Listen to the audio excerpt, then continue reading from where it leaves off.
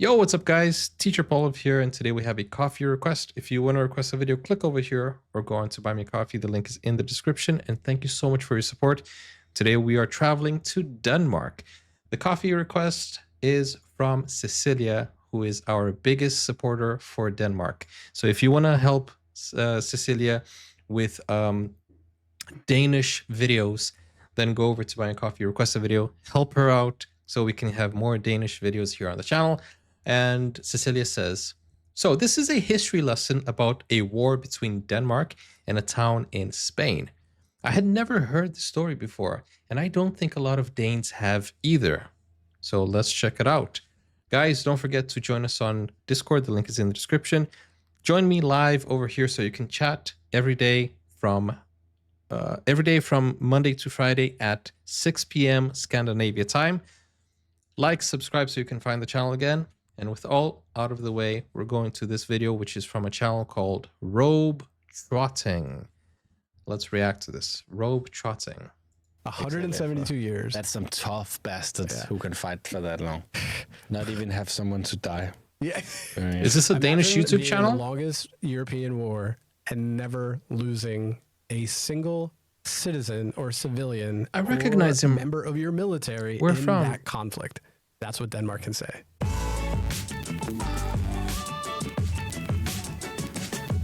Hey everybody, you're listening to What Are You Doing in Denmark, the podcast that helps you make Denmark make sense.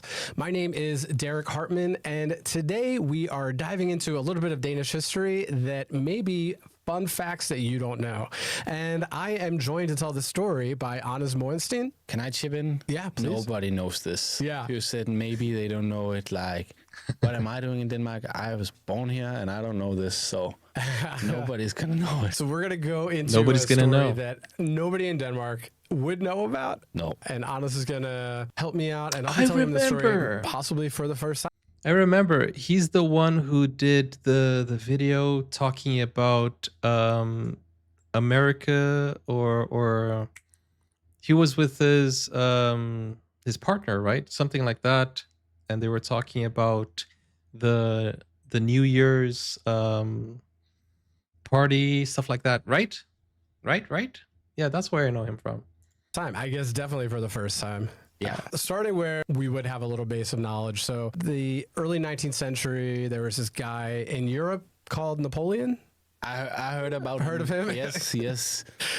And Bonaparte. You live Yeah, Mr. Frokost. Bonaparte was doing a little scheming, doing a little jiving, and he basically wanted to sort of reshape Europe, particularly under French dominance. We often hear today, oh, Denmark's a small country. Yes, this is true. It was true then too. But sort of like today, Denmark still played a very significant role in European affairs and, had some strategic importance, particularly to Napoleon. And that kind of got Denmark swept up in these plans. Because of the geographically placed, or Yeah, excellent. Yeah, probably something with ships passing through. Absolutely. So in really two ways. No, that's absolutely right. And I think that's probably what all listeners are thinking too. Like if you know anything about Danish geography, which you probably do if you're listening to this podcast, then you know that Denmark really controls and historically has controlled some of the major shipping pathways into the Baltic Sea, so some major ports. And shipping has always been, and maritime control has always been a big part of Danish economy, the Danish sort of strategic military positioning. And even today in things like Maersk, think of like Maersk, a big shipping company, that is a Danish company. So this has always kind of been the... You guys know Maersk? Something. Yeah, It's a thing. Yeah, something that Denmark excels in, right? Yeah, so we've always been sort of controlling the seas, and this strategic location made it important. So Napoleon was trying to inflict something on Europe called the continental system. So it was a trade blockade that they were using to sort of cripple the economy of what they considered their biggest rival at the time, Great Britain. Also heard about them. They do come Also into heard play about them. in particular, and this will lead to a situation where Denmark finds itself in the longest war that has occurred in Europe that lasted 172 years. It all begins with Napoleon, the continental system, and the fact that Denmark is trying to kind of play both sides, right? So they want to keep trade open. They are benefiting from sort of control controlling these seaways, and it's beneficial to Denmark to have Britain using these waterways, paying tolls, and continuing to trade. Denmark also trades with Great Britain and with France, and that eventually comes to a head. Like Napoleon is eventually like, I don't know about this. We need to pull Denmark a little bit closer. Denmark resists and wants to remain neutral, but it becomes too much actually for Britain. Yeah, but Denmark were they were lying up with France, weren't they? Yeah, Denmark did ally with France, but it was almost as a matter of last resort. Okay. So while they're trying to sort of like maintain this And we know the British, they love the French. neutral position, sort of literally geographically. Who wouldn't want that? And you know, that's sort of a theme. You know, they don't want to get crushed by a bigger neighbor. They sort of play all the sides, a lot of diplomacy, and eventually Britain is trying to just cut off Napoleon's empire. They took some drastic action. So in 1807, the Navy launched a preemptive strike on Copenhagen. That's where most of the naval ships of Denmark were. They just bombard Copenhagen. They bombard the capital, and they seize as much as they can of the Danish naval fleet and sail what's left back to London, I presume, to just keep it from falling into French hands. I don't know if you've heard the term Copenhagenization. Copenhagenization? Yeah. Tell me about it. Yeah. So it's basically the idea that you are going to preemptively attack an enemy so that they lose any strategic advantage if they were to go to war with you in the future. And people use that all over. Yeah, I mean, it's all over the streets. You hear shitty. That's so. But like, okay, nowadays, let's say U.S. could Copenhagenization somewhere all over the world just to like, which they probably do. Yeah. I mean, I think there's probably been a little bit of that. Copenhagenization. Yeah. Okay. So now you have another. So that's an official term, Copenhagenization. Yeah, so Copenhagenization, not a great word, but the legacy of this bombing and raiding of Copenhagen that Britain did in 1807. So this left Denmark with basically no choice. So like their navy is gone, and they're like, hey, we didn't want any trouble anyway, but now the only thing we can do is go towards France, right? Like we need somebody to kind of, you know, to align with, to help us, because we've lost our navy. You know, that was their main military power, and so they had to join Napoleon's coalition. That was in 1808. They're hoping that like by doing so, that'll, you know, shield Denmark from future attacks. And sadly, they did find themselves in this alliance with Napoleon. Then, so then naturally. So Great Britain actually forced them into an alliance with their biggest enemy. Then Sweden, of course, aligns with Great Britain, as you would expect. And now things are sort of taking shape where Denmark's in this new alliance. It also includes Norway. It also includes the Confederation of the Rhine, so a lot of the now German states. And there's just sort of this reluctant alliance, you know, please don't take us over, Napoleon, kind of thing going on for Denmark. So meanwhile, Spain is sort of coerced into this alliance as well. And this is where we start to see where this war is LA with Spain. Yeah. It doesn't sound too bad. They're sort of coerced into an alliance with France as well, but they weren't as happy about it. So Napoleon takes his brother and puts him on the Spanish throne, and that doesn't go super well. So Spain kind of is very resentful of this. They want, you know, their country back, and especially in the south, in Andalusia, they really resent having this foreigner from France put on the throne, and wouldn't make me too happy. Basically, there's this town in Andalusia in southern Spain called Huescar. So this is the story. No, that, but it's not all Norwegians know. Sorry, Danish know. Racecar. Yeah. So they decide. Okay, so this is the story. This is where it starts. That not, or most Danish or most Danes don't know that they are not going to just sit there and take it from Napoleon. They wanted to symbolically, have some kind of way of taking a stand. The thinking is it would have been too bold for their leaders to declare war on France itself. So who do they decide to declare war on?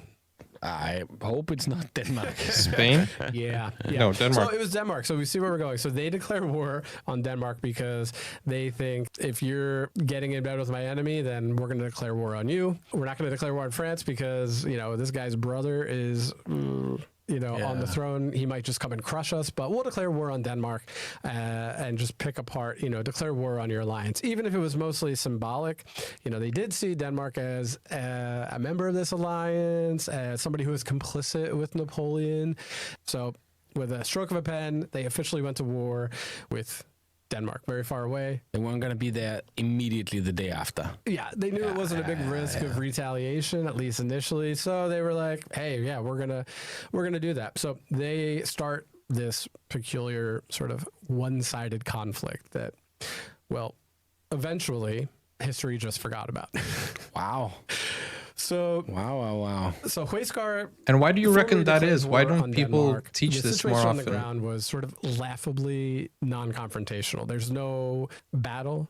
They never sailed to Denmark. We don't know that the Danes were even aware of this declaration of war. That's nuts. And no troops are deployed. Basically, Denmark, it's distant. It's not really even involved in any of the Spanish campaigns of Napoleon. It's just sort of, Denmark was basically like, okay, we can't be neutral, but just everybody just stop fucking bombing us. Great Britain did bomb Denmark one more time. More Copenhagenization, I guess. Yeah.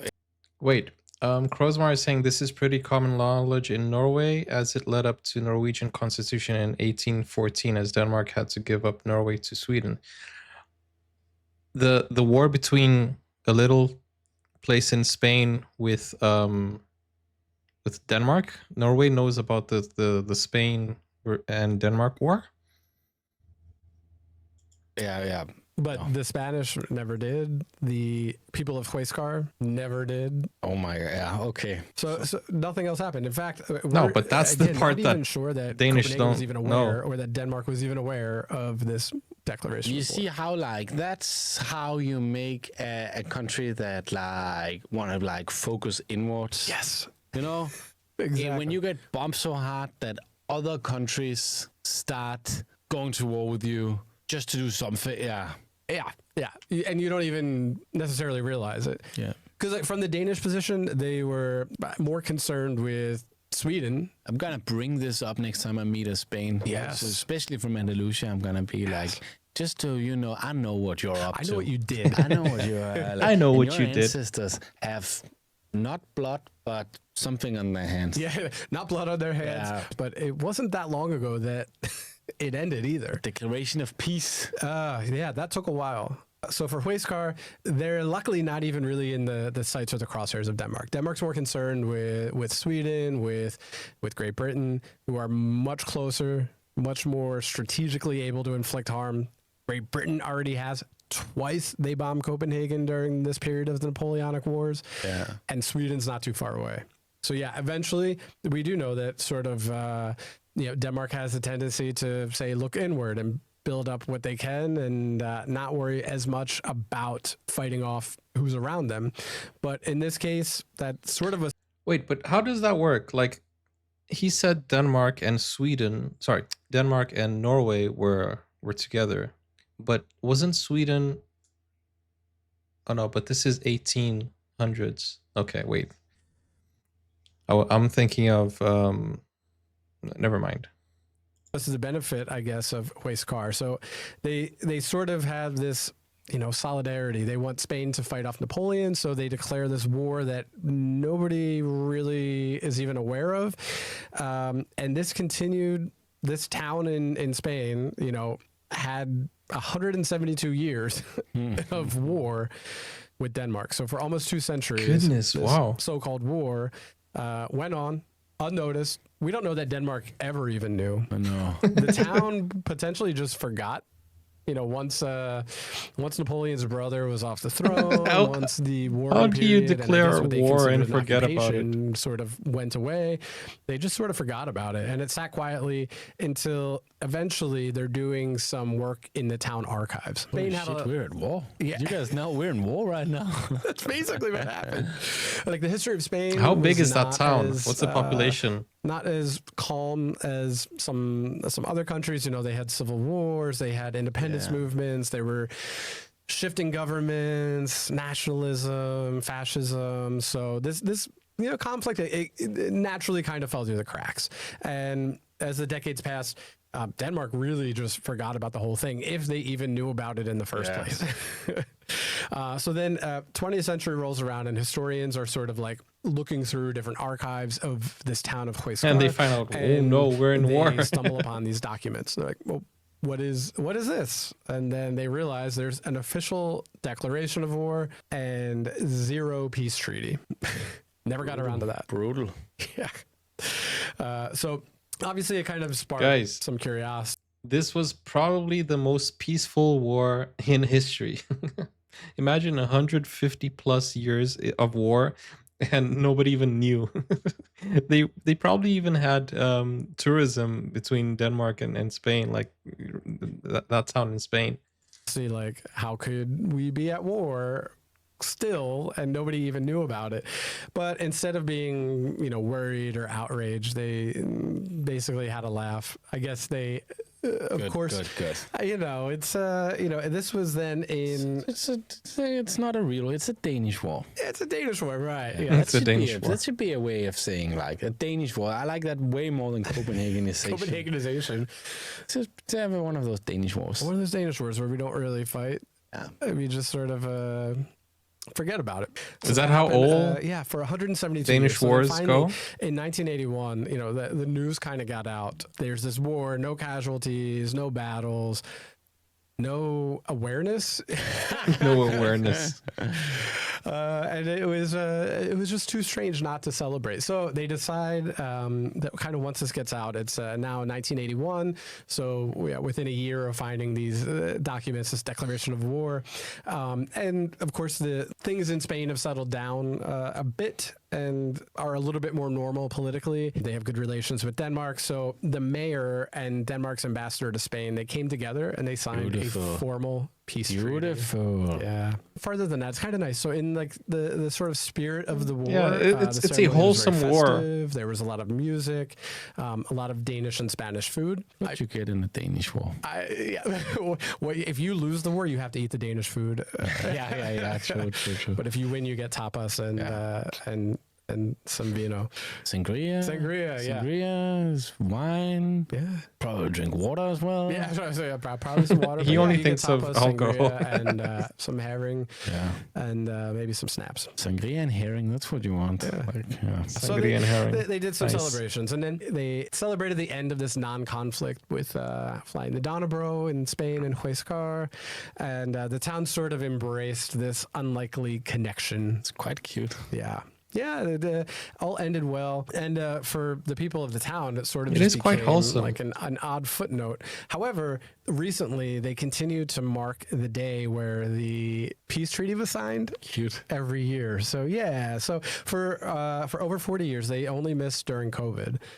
They do a little celebration of when the war officially ended, which was November 11th, 1981. All right. And the ambassador comes by then. No. The mayor and Denmark's ambassador to Spain, and they have sort of like it's an excuse for a party. I think Danes and the Spanish are. Is that the date you have tattooed? I didn't know about this until just recently. I didn't know about it until 15 minutes ago. Yeah, somebody emailed us and said, "Oh, did you know about this?" In November, and said, "Yeah, you should talk about this." And then I went down the rabbit hole. It's really interesting. Some other cool things is that the town has really embraced it, and of course they have they wanted a sister town in Denmark. Yeah, you know how like a lot of. Lucky. So it was Kolding. Kolding. Yes. Wow, so cute. Thank you for saving my pronunciation. So Kolding is now the sister city, and every year they do a student exchange as well.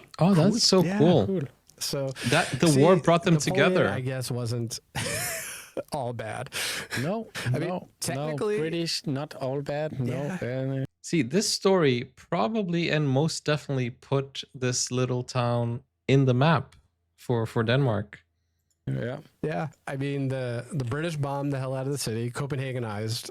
Copenhagenized, but we got a Danish war, But with sangria and look, I mean, who else can say that they, besides this one town in Spain and all of Denmark, can say that they have been involved in the longest European war in history? Exactly. 172 Exactly. years. That's some tough bastards who can Maybe fight they for did it that on long. purpose. 100 years war. Not even have someone to die. Yeah. Doing it. Yes. Imagine being in the longest European war and never losing a single citizen or civilian or member of your military in that conflict. That's what Denmark can say. So there it is. That's the story of Denmark's long war with That is Huascar, so bizarre. Spain. And the happily ever after that we get to enjoy now with some sangria and snaps. Yeah, let's focus on that. Yeah, exactly. Not all the other.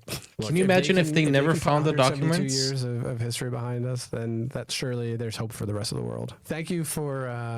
Thanks for joining telling us. me. Thanks Yeah. for you live, you learn. Apparently, Exactly. And where can people find more of you, Anas? I know we've had you here before. We'll put those episodes Who is he, in the show though? notes and description. But to find you personally, Is he you a can find comedian me or what? all over Copenhagen when there's stand-up. Stand-up if you comedian. want to practice your Danish and you're into football, soccer, you can listen to my podcast Drømmeklubben. You can yes. find me at I put up everything where I perform on Instagram on my Anders Morgenstierne. Wonderful. So we'll have all those links in the show notes and description, so people can check your podcast. Listen, if you're not listening to a Danish podcast and you're trying to learn Danish, a great thing to do. You can listen to Anna's, and we'll also have your Instagram so people can find your stand-up and hopefully come see you live. Yeah, I would love that. Thanks for having me. Yeah, thanks for being here, and thank you all for listening and watching. Hi. Yo, this is such a nice podcast. They have such good quality, and that's so cool. Rope trotting, guys, go check out that channel. This is and it was a very well explained story. So they declared war, and they forgot about it. Maybe they weren't, they weren't, I don't know, brave enough to go through with the war, and they said, just leave it, we'll do it tomorrow. And they were procrastinating until new leadership came, and then 157 years, if I remember correctly, passed, and imagine if they had never found it. That would be so cool. It's a forever perpetual war and nobody knows about it. 172, it says in the description. 172. Wow. Dang, 172. Imagine that. I wish there were more wars like this with zero casualties. Nobody even talks about it. It's like, we're in war. But I like you. That was so cool. Let me know in the comments how many of you knew about this and how many of you did not know. So this is a great video, rope trotting. That's a nice podcast. I hope this podcast, gets more viewers and starts blowing up. That is really cool. Thank you so much, Cecilia, for requesting this video. And guys, go check out the channel Rope Trotting. Don't forget, guys, like, subscribe, and if you want to request a video, go over to Buy Me Coffee. The link is in the description. Click over here, or click over here to watch more of my Denmark videos. Take care now. Bye-bye.